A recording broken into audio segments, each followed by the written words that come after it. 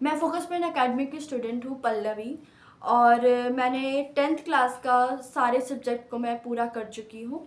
और इससे पिछली वाली वीडियो में मैंने आपको इंग्लिश बुक की समरी बताई थी पूरी, और इस वाली वीडियो में मैं हिंदी बुक की समरी बताऊंगी। और ये मैंने पूरा कंप्लीट टचिंग और फ्लिपिंग करके ही किया है, तो मैं आपको बताऊंगी कि मुझे क्या आया इस पूरी हिंदी बुक में।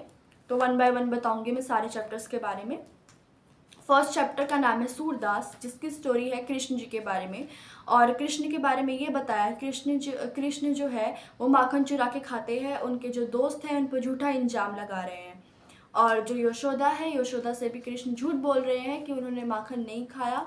और वो ये भी बता रहे हैं कि अगर उन्होंने माखन खाया होता तो उनके मुंह पे वो माखन लगा होता। तो इससे यशोदा सोच में पड़ जाती है कि क्या सच में जो कृष्ण है वो झूठ बोल रहे हैं या सच बोल रहे हैं। और दूसरे चैप्टर की समरी है तुलसीदास। और तुलसीदास में राम के बारे में बताया गया है कि जो तुलसीदास है राम के भक्त में पूरी तरह समर्पित हो चुके हैं, और समर्पित होने के बाद उन्होंने एक रामचरितमानस लिखा, जिससे कि लोगों को राम के बारे में जानने में बहुत इजी हुआ। थर्ड चैप्टर का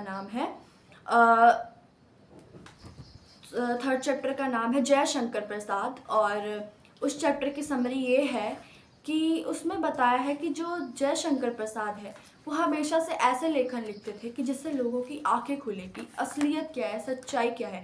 कभी भी वो दिखावटी चीज़ों पे विश्वास नहीं करते थे या दिखावटी सुंदरता पे विश्वास नहीं करते थे कि लोग अगर देखेंगे मेरी कविताएं, अगर ऐसी दिखावटी कविताएं तो अट्रैक्ट होंगे। कभी भी उनका यही मोटिव था कि वो लोगों को जागृत करे अपनी कविताएं से और लेखन से। तो ये उनका यही था। और अब थर्ड चैप्टर का नाम है सूर्यकांत त्रिपाठी। तो उसका ये समरी है कि उसमें एक इंसानों को टूटे फूल से कंपेयर किया है कि जैसे जो टूटे फूल होते हैं तो लोग इग्नोर कर देते हैं टूटे फूल को, और मंदिर में भी उस फूल को चढ़ाया जाता है, पर उस फूल में तब भी खुशबू होता है। टूटे फूल में भी खुशबू होता है, पर जो लोग हैं टूटे फूल को कभी भी इग्नोर कर देते हैं। तो वैसे ही आदमी, जो इंसान होता है, वो टूटे फूल, अगर वो टूटे फूल जैसा है तो लोग उसके अंदर की काबिलियत पर ध्यान नहीं देते हैं और उनको इग्नोर कर देते हैं और उनको सम्मान भी नहीं देते हैं। इसकी ये स्टोरी है। और उसके बाद समरी है नागार्जुन की। नागार्जुन के उसमें बताया गया है कि एक गरीब के बारे में बताया है, जो एक गरीब है और वो सड़क पर बैठा हुआ है, उसके पास ना कुछ खाने के लिए ना कुछ पहनने के लिए है, और उसको किसी से कुछ मतलब नहीं है। और पूरी तरह से वो मतलब उसको किसी से उम्मीद भी नहीं है कि उसको किसी से कुछ मिलेगा। और जो सरकार है, समाज है, उन गरीबों के लिए कुछ कर भी नहीं रही है। ये उसकी समरी है बस ये। अब मैं बताऊंगी आपको कि इसके अगले चैप्टर में क्या आया। मंगलेश्वर नाम है इस चैप्टर का, और ये 6th चैप्टर है। और इसकी समरी ये है कि एक संगीतकार के बारे में बताया गया कि कैसे जो लेखक है संगीतकार के साथ मिलते हैं, और वह क्या करते हैं कि जो एक वो गायक होते हैं, और वह एक कभी भी किसी स्टेज पर मंच पे जाते हैं तो और भी गायककार होते हैं, पर उनको कभी भी इतनी अहमियत नहीं मिलती संगीतकार को।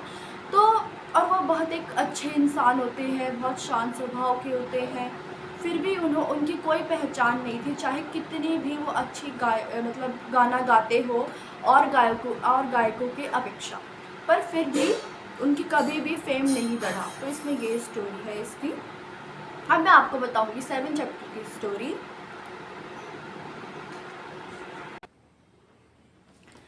तो चैप्टर का नाम है नेताजी का चश्मा। और इसमें ये स्टोरी बताई है कि एक चश्मे वाला होता है जिसको लोग कैप्टन कहते हैं। और उसमें ये बताया है कि जो कैप्टन होते हैं उनका एक चश्मे की दुकान होती है, और उनके बाहर एक नेताजी का मूर्ति होती है, और वो नेताजी की मूर्ति को हमेशा चश्मा पहनाए रखते हैं, डेली सफाई भी करते हैं चश्मे की। और उनको नेताजी को जो कैप्टन थे उनको बहुत अच्छा लगता था नेताजी को चश्मे पहने हुए देखकर, और वो ये भी सोचते थे कि जो और भी जो बच्चे हैं वो भी चश्मा पहने, उनको ऐसे अच्छा लगता था देख के। फिर मरने के बाद क्या हुआ, जो बच्चे थे बच्चे भी लकड़ी का चश्मा बनाकर और फिर नेताजी को पहनाते थे, नेताजी की मूर्ति को। बस इसमें यही है इसकी समरी। और उसके बाद समरी है, नेक्स्ट समरी चैप्टर 8 की, बाल गोविंद भगत। इसकी समरी ये है कि एक बाल गोविंद जो भगत होते हैं वो बहुत सादा जीवन जीने वाले आदमी होते हैं, जिनको भगवान पे बहुत ही ज़्यादा विश्वास होता है, और वह एक अपना खेती करके ही अपना पूरी ज़िंदगी का गुजारा करने वाले आदमी थे वो। और एक बार उनकी जो बेटे की डेथ हो गई, और जो उनकी वाइफ थी, उनके बेटे की जो वाइफ थी, फिर दूसरी जो बेटे की वाइफ की भी दूसरी शादी करने के लिए बाल गोविंद भगत ने बोल दिया। उनको कोई फ़र्क नहीं पड़ा, उनके बेटे की डेथ हो गई, मतलब बहुत अच्छे से उनका प्रोग्राम किया अपने बेटे की, उनके मरने के बाद, बेटे के मरने के बाद बाल गोविंद भगत ने बहुत अच्छे से प्रोग्राम किया। मतलब दुखी भी थी और एक टाइप का वो खुश भी थे। तो इसकी ये था इस समरी इस चैप्टर की। और अब मैं बोलूँगी 9th चैप्टर की समरी, लखनवी अंदाज। और इसमें ये है कि जो एक साहब के बारे में बताते हैं कि वो कैसे ट्रेन में जाते हैं और वो अपनी खीरा को फेंक देते हैं। जो लेखक होते हैं वो बताते हैं कि वो एक दिन ट्रेन में सफ़र कर रहे होते हैं, और एक साहब होते हैं जो ट्रेन में बैठे होते हैं, और वह कैसे दिखावा कर रहे होते हैं। वो उस दिखावे के बारे में बताते हैं कि वो कैसे बिल्कुल दिखावटी अंदाज में पूरे मूड में ऐसे रहते हैं वो। तो करते क्या है कि उनके हाथ में खीरा होता है और वो खिड़की के बाहर खीरे को फेंक देते हैं, और वो ये एक्टिंग करते हैं कि वो खीरा को काट रहे हैं और खा भी रहे हैं, वो ये एक्टिंग करते हैं। पर लेखक को सब समझ आ रहा होता है। फिर वो बोलते हैं कि जितना जितना अच्छा दिखावटी की ज़िंदगी जीने में नहीं है, लोग क्यों नहीं समझते कि दिखावटी ज़िंदगी हमें नहीं जीना चाहिए, हमें ज़्यादा दिखावा नहीं करना चाहिए, लोगों को हमेशा सच का साथ देना चाहिए। तो ये इस चैप्टर में बताया है। और उसके बाद 10 चैप्टर का नाम है यह एक कहानी यह भी। इसमें लेखिका अपनी माँ, पिता और देशभक्ति के बारे में कुछ बताती है कि जो उनकी मदर होती है वो बहुत मतलब सही अच्छी औरत होती है वो, और मतलब उनका देशभक्ति में भी बहुत ज़्यादा योगदान रहता है। पर जो उनके पिता रहते हैं, लेखिका के जो पिता रहते हैं, वो बहुत ज़्यादा वैसे पुराने टाइप के होते हैं। उनकी सोच थोड़ी पुराने ज़माने की होती है कि लड़कियों को नहीं पढ़ाना चाहिए, और ना उनका कुछ योगदान होता है समाज को लेकर के। ये है इसकी समरी। नौबत खाने में इबादत, ये 11 चैप्टर है, और इसकी समरी ये है कि इसमें बिस्मिल्लाह खां के बारे में बताया गया है कि जो बिस्मिल्लाह खां थे वो मतलब कि वो एक गाना गाते थे, मतलब एक गायिका थे, और उनकी मेहनत बताई गई है इसमें सॉन्ग को लेकर के।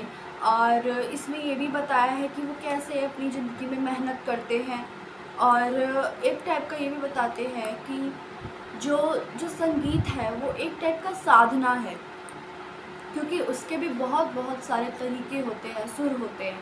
तो इसलिए संगीत को इस चैप्टर में साधना बोला गया है। और इसका अगला चैप्टर 12th है, संस्कृति, और ये चैप्टर 12 है। और इसकी समरी ये है कि ये सादा जीवन को दर्शाता है। संस्कृति मतलब सादा जीवन को दर्शाता है। अगर हमारी संस्कृति भी ख़त्म हो जाएगी तो हमारे तौर तरीके भी ख़त्म हो जाएंगे। और ये सिर्फ बाहरी ज्ञान को ही प्रदर्शित नहीं करता, ये हमारे संस्कार में भी इंक्लूड होता है। ये इस चैप्टर में बताया गया है, यही है। तो अब मैं आपको दूसरी बुक के बारे में बताऊंगी। तो अगली बुक की मतलब क्या स्टोरी है, एक और हिंदी की बुक है कृतिका, उसकी मैं आपको अभी समरी बताऊंगी। फर्स्ट चैप्टर का नाम है, कृतिका की बुक का फर्स्ट चैप्टर का नाम है माँ का आंचल। और इसका ये स्टोरी है कि इसमें एक माँ और बच्चे के बीच का संबंध बताया गया है कि बच्चा पूरे दिन अपने पिता के साथ खेलता है, पर जब उसको चोट लगती है या दर्द होता है तो अपनी वो माँ के पास जाता है। तो इस प्यार को दर्शाया गया है इस चैप्टर में। और अगला चैप्टर है सना सना, सना सना करके इस चैप्टर का नाम है।